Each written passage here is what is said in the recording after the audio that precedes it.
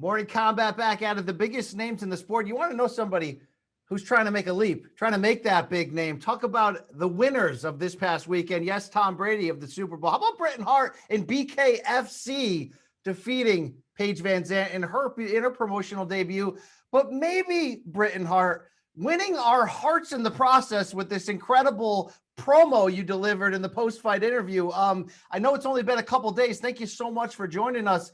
How are you taking all of this in after the biggest win of your career?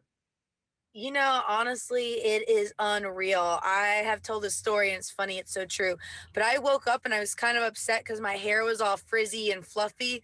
And I was like, man, I'm not gonna look good at the fight tonight. Like I need my hair to look good for the fight. And then I was like, oh wait, I already fought her. And I was like, my face is like kind of puffy and swollen. That was a good reminder of that the fight happened. So it is unreal. Like I can't believe I'm witnessing this take place, that all the hard work and believing and just literally saying, I have got to do this. I have 13 minutes to change my life, and this is how I'm going to do it. And it happened. Look, it wasn't a fluke. You went out there and outboxed her and outfought her. At the end of the day, did all of us in the MMA media and all the people from the outside of the bare knuckle fighting game that decided to come in and take notice, did we get this wrong ahead of time? I mean, should you have been the favorite coming in? How much did your experience in the boxing and BKFC game lift you to victory here, you think?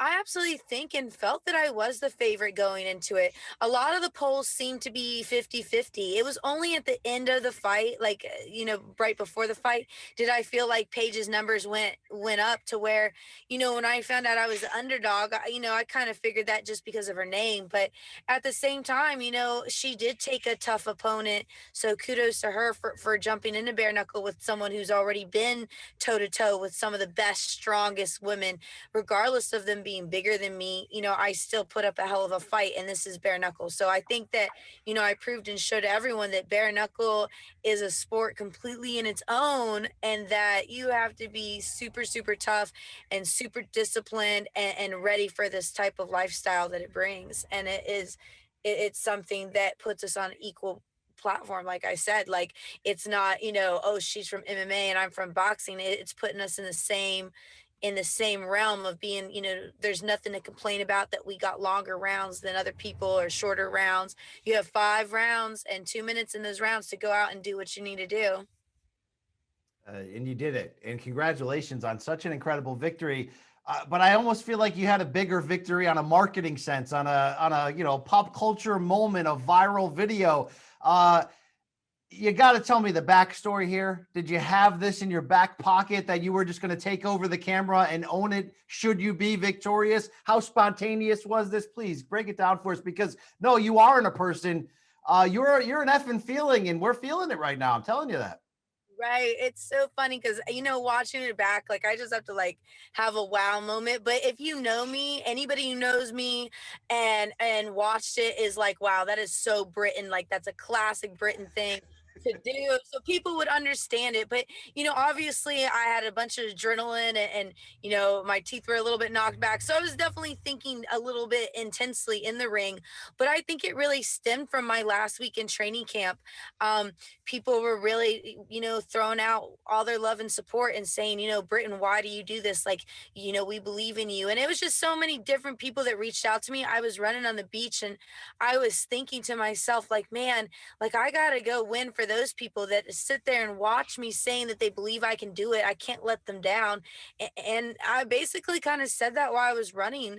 I'm a feeling that these people are going to get when I win, and that it's not going to be the same type of feeling if I don't, because I push them to do better and they're happy, and it makes them something they can look forward to is me fighting and having that feeling. Like people give me gifts and did a wood burning portrait of me. Like all those things are feelings that go into this, that you get of someone who works hard and has heart and has appreciation and respect for the game. So it really was a lot. There's a lot of other little backstories that go into it, like, it being Shark Week. So that was what my shark teeth reference was, which kind of sounded a little crazy in the ring at that point in time. But again, if you know me, you would know it was completely genuine and from the heart. And that was definitely, everything I had been working for. So to be the underdog going into someone who has, a well-established elite athlete presence in the world,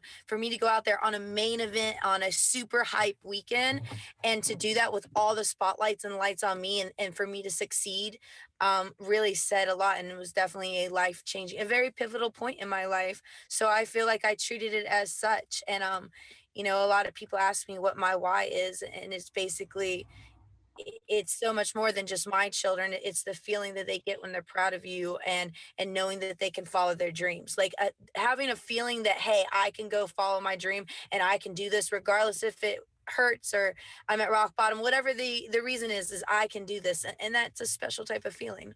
That's inspirational. And I could hear the inspiration coming out of that when you began delivering it on the microphone after the fight. Obviously, it also went into the territory where we were like, wow, I was a little caught off guard by that. It was both entertaining, exciting, and a little bit weird and crazy, which we certainly had a good chuckle with.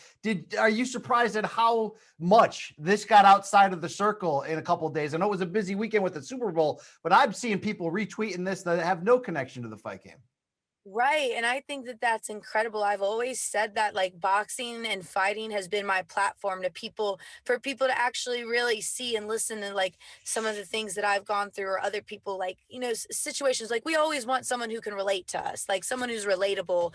And everybody kind of likes that as far as when motivation comes. So it definitely had that presence. But, you know, when I the win was one thing, but going through and hearing people say, oh, somebody called me and was like, it was a surprising name when they called me. And they were like, yeah, I watched bare knuckle boxing just because of you. Like, to hear that from someone who, was big and high up, to say they watched bare knuckle boxing last night, the Knucklemania, for me was amazing. And then to have, like, Journal and other interviews do the post fight interview, I kind of was like, wait a minute. Like, it took me back. I was like, man, they're more focused on my speech than me actually beating Paige VanZant. So I kind of had to, like, laugh and do a, this unreal moment in my life. But Well, it all goes together.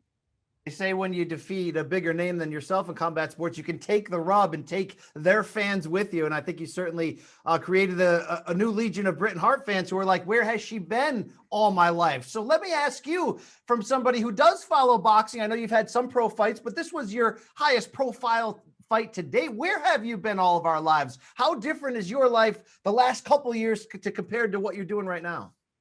I know. You know what, though? It's crazy. If you do find the people that do know about me prior to this, they would say the same thing. Like, when I come into a fight, man, I fight. And when I actually say it, when I go to your town, people consider me a journeyman. I travel and I come in at the B side, but I'll come into your town and I'll steal your fans too, because I come to fight and I put everything into it. And I'm also very humble at the end. I make sure I always go out and talk to the people and kind of get their feedback on what they thought of the fight.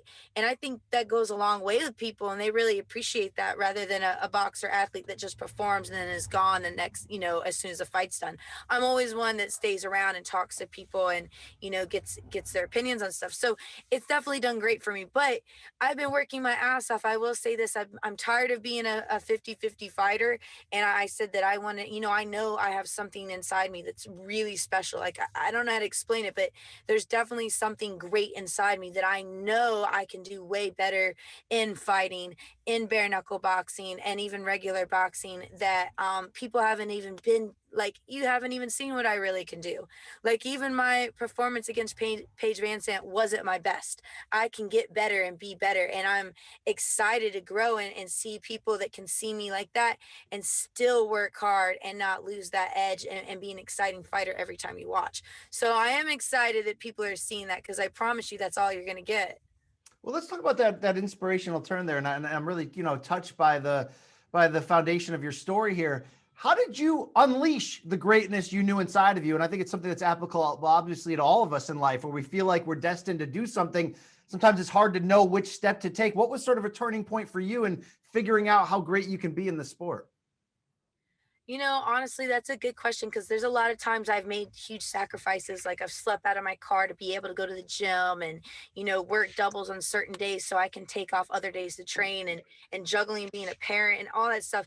But it was one of those things that I was like, I think that if I need to go away and fully focus on this and like submerge myself 100% in this task like at hand, people will truly be able to see that. And I think that that was the changing part in my life. It's kind of like be, do, have. So if I want to be the top and be the best and be an elite fighter, I need to act like it and do the things that those athletes do, even if it puts me away from my family, puts me away from my job, puts me away from other things. Like those are the sacrifices I have to make because I'm behaving in that aspect. So when I go out there and I perform like a top athlete and do what I'm supposed to do in training, it's going to show up as being a winner and succeeding, which is what you guys saw. So I think I had that going in. This is the first fight in my whole entire career that I literally had a good team behind me. I had like the whole package. I had like nutrients. I had protein shakes. I had vitamins. I had, amazing sponsors that made me recovered. Like it was definitely being immersed in again, people don't, you see it time and time. You don't play fight and you don't play boxing. It's a lifestyle and you have to devote yourself to it. And, this is one of those things that I 100% devoted myself to it, and you can see the results. Yeah, it's very, very, very. I love the breakdown there. Love the emotion shown from Coach Haas in the corner. Joseph Janik. A lot of us boxing fans remember him as a trainer for Victor Ortiz. You feel like you've unlocked something here. You called it the biggest fight of your life coming in, biggest moment. Well, you hit a home run in the biggest moment of your life. What do you do with this opportunity from a fighting sense and from a commercial standpoint? How big is your next move's going to be to really capitalize on this?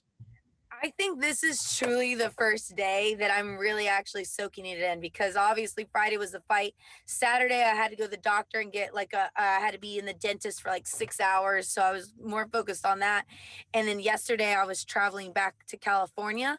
So right now is the moment when I'm like, you're right. Like what's next? Like, I don't even realize how big this is. And I think some people have said that to me, like, Britain, this is a beautiful moment and it's a scary moment because you don't realize how big you're going to be. You don't realize the capability you have.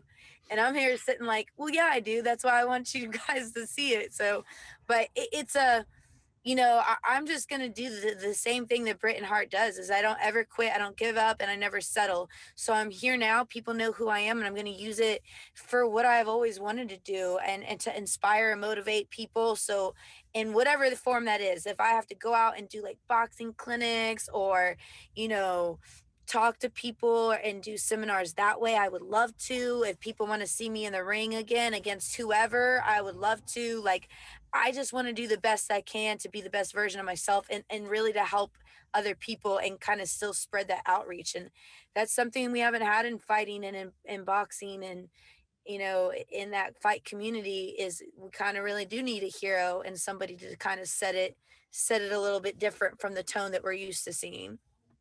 Love it indeed.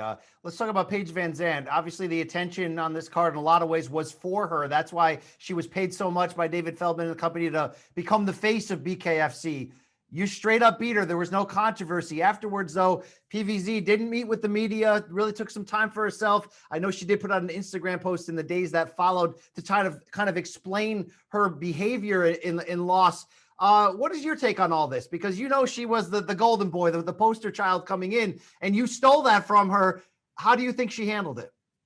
Honestly, I'm really disappointed in how she handled it, and I don't think she handled it well. And I think it's kind of like you said, for me stealing all her fans, I feel like it's well deserved and well earned because with someone putting focus, I know it was hard for her, and I do, I could imagine that she feels, upset that it didn't go her way. But for me, that's what sets me apart from all these other fighters. Because if I would have lost that fight, I would have still been out there and with my fans and been like, man, I would have showed up at the press conference with my head held high, that I went in there and I did the best I could and I tried the best I could. I wouldn't, I think it's kind of cowardly in some aspects. Like, and we're an athlete. It shows you that losing, it's not the end of the world. Like if you go and run and hide and don't show your face, you're not really like taking accountability or giving respect to the other opponent who just beat you. So I know everyone really liked her and was really looking up to her for attention and limelight in the sport. But how can she do that when she's not even at the press conference after her first fight? I really wish she just would have been there. And again, this is why I wanted to fight Paige and why it wasn't made up or it wasn't just for hype or show. My dislike for Paige really was in the fact that she didn't call me by name. She said I was an easy win, that she would love to fight me because I was an easy opponent. And then, at the end, I feel like I just wanted her to respect my name and respect that I'm tough. And she couldn't even stay around and say, hey, good job, Britain. Like, good fight. Like, you were a tough opponent. You came out there and did your thing. I have respect for the sport. Just something like that, I feel like would have been great at the press conference and more to my face. But instead, I think she was still more worried about her. Um, but so anyways, I think that it kind of showed that, hey, if you're going to be the face and be somebody in the company, you should be, win or lose, you should stay around and like Joey Beltran had said, when he lost his one fight, he said, sometimes you're the hammer, sometimes you're the nail. And I remember that statement forever. And that was why he lost. He lost and said that. And I'll never forget how inspiring that quote was, because it let me know that, hey, even champs fail sometimes, and that's just what it is. And you got to be smart and put in your head mentally that that's just what it is. And back to back to the gym, back to practice, back to working on whatever your craft is. And I feel like she didn't do that. And yeah, she made a post, but again, anyone can say stuff, and talk is cheap. It's actions that we need to look at. And I feel like the action of being present needed to be there. But then again, there was rumor, they said that she went to the hospital because they thought I broke her jaw. So, you know, Well, look, if you're a fan of this matchup, we're going to want to see it a second time. That's how promotion works. One thing she did say in her post on Instagram was that she ran into her husband's arms afterwards and said, I don't ever want to fight again. And she did, make a comeback from that statement and say, she, after time went on, it was an emotional decision. But when you hear that in regards to fighting her a second time, do you think her heart is in the right place? I mean, does she have half a foot out the door already when she admits having said something like that? Honestly, I kind of felt like that before the fight. So I kind of really felt mentally prepared going in that maybe she wasn't doing this for the right reasons. I think she was doing it more for the money and for the publicity, not because what she said, if she was a true fighter, again, talk is cheap. She could have said that and been present and said that at the press conference, but she didn't. So, to me, it just shows, what kind of character deep down. If she wants to have that rematch, that's fine. But I feel like my heart's always going to be stronger just because that little statement right there, because I've never not showed up after a fight to be in the moment, win or lose. And I think that just shows on how much you can really dig what's inside you. And bare knuckle, BKFC has shown that time and time, at the end of the day, sometimes the people that win the fights are the ones that can dig down deep and endure that. So how quickly do you want to get back in there? What is realistic for you? That's funny. I have been discussing that probably with like 20 different people. And it's like, I'm like, well, yeah, I probably, 4 weeks. And they just give me a look. And I'm like, okay, 6 weeks. All right, April, maybe. And they're like, no, Britt, maybe May. And I'm like, nah, April sounds good. So I'm looking at April to come back. That's me. But, if I could be back in 2 weeks, I would. I was had gloves on earlier, actually. We're actually going to the gym in just a minute, so I'm super pumped to be back in the gym, even though people think I'm crazy for it. But I am just one of those people, like, while the iron's hot, so I feel hot. So I think that goes back to your other question, what's next? Like, man, it's capitalizing off of this moment. I promise you, I did not hustle and work so hard and have my face look like this to not make the most of this opportunity and to push forward with it. So whatever way that is, working out, being in the gym, working with other people, selling my merchandise and getting that message out, and the feeling that I represent, I want to get that feeling out to everybody and keep that train going too. Cause it really is nice to have people be positive in the world. Well, you're adding a lot to it. I want to close with this. Look, David Feldman of BKFC did say he felt like the promotion took a step forward because of this card. You had a big hand in that. Where do you think BKFC specifically fits in the combat sports world? With between everything from MMA to boxing to pro wrestling, what is it about this sport and this promotion you think that will allow it to fit right in there with everyone? Absolutely. I think BKFC is really honestly the top of combat sports. And the reason why is because it's that it factor. You have everything. It really is.